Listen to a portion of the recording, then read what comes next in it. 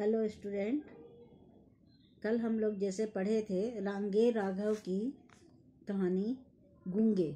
गूंगे को हमने संक्षेप में इसका सार बता दिया था।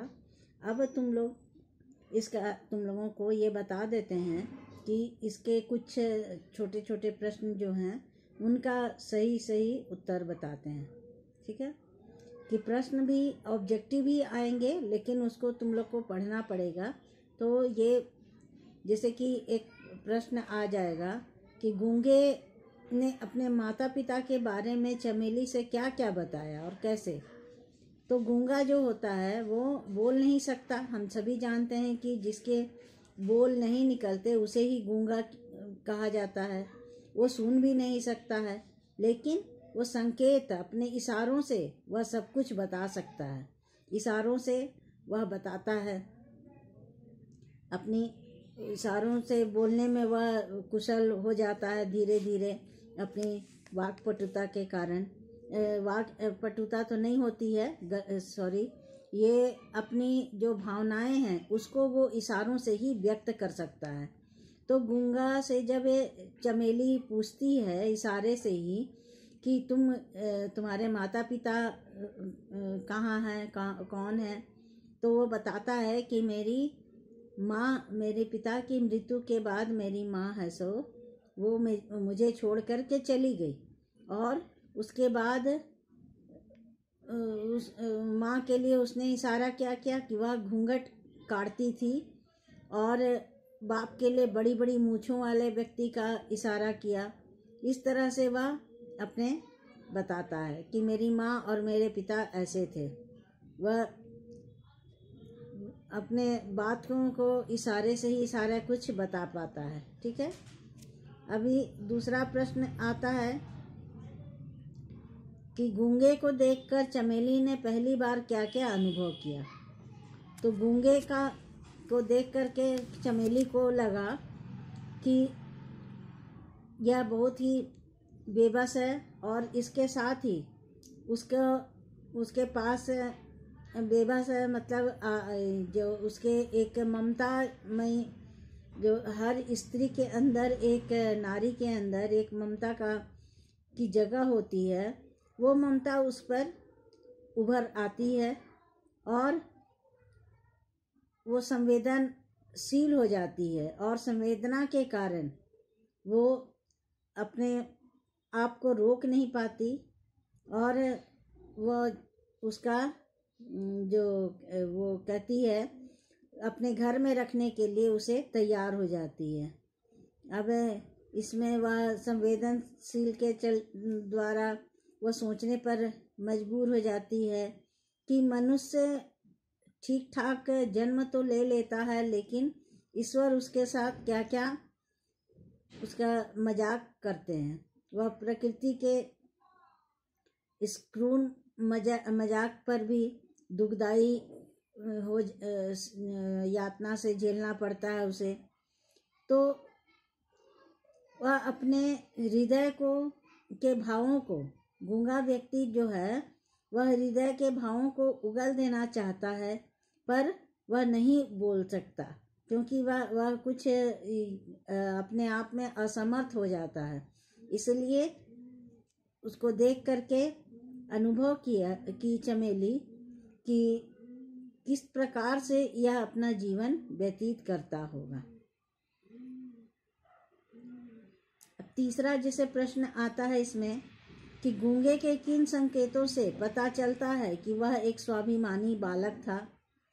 तो गूंगा एक स्वाभिमानी बालक था। वह बोल तो नहीं सकता था, परंतु समय समय पर वह ऐसी प्रतिक्रियाएं बताता था जिससे उसके स्वाभिमान की झलक दिखाई देती है।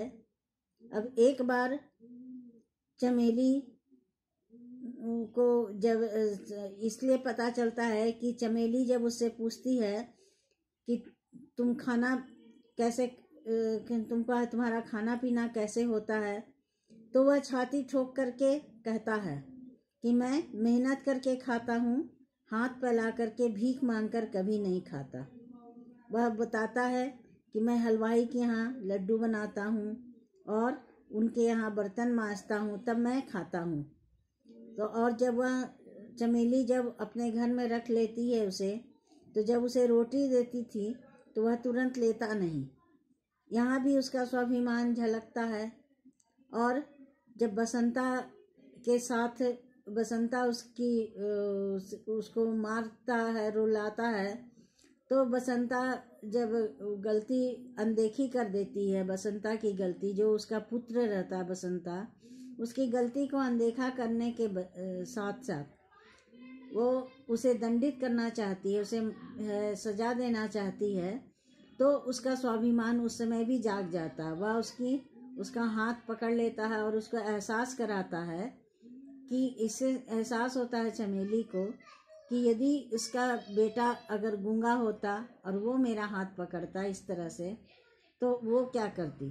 तो इस तरह से हर जगह उसका, और अंत में जब वो चमेली उसे डांट फटकार कर अपने घर से निकाल देती है, तो वह सड़क में लड़कों से लड़ झगड़ करके आता है, उसके माथे से खून बहने लगता है। वो दबना नहीं चाहता था कहीं पर भी, और अपने आप को स्वाभिमान हर जगह पेश करता, अपने स्वाभिमान को हर जगह पेश करता है। इस तरह से हमारे उसके स्वाभिमान हमें हर समय दिखते हैं।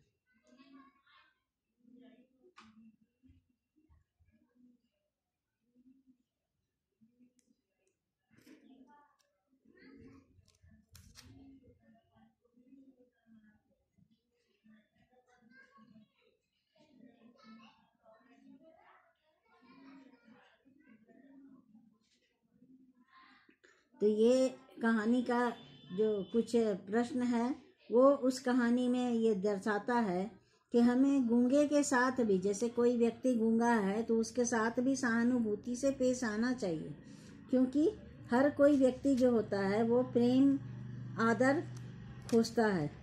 आदर हर व्यक्ति के लिए महत्वपूर्ण है, क्योंकि यदि आदर ना मिला तो वह उसे झेल नहीं पाएगा और वह भी विद्रोह कर बैठता है। चाहे उसके मन में समझ तो है, भले ही वह बोल नहीं पा रहा है, लेकिन अंतरात्मा तो उसकी गवाही नहीं देती है कि किसी का भी कोई भी उसका दिल दुखाए।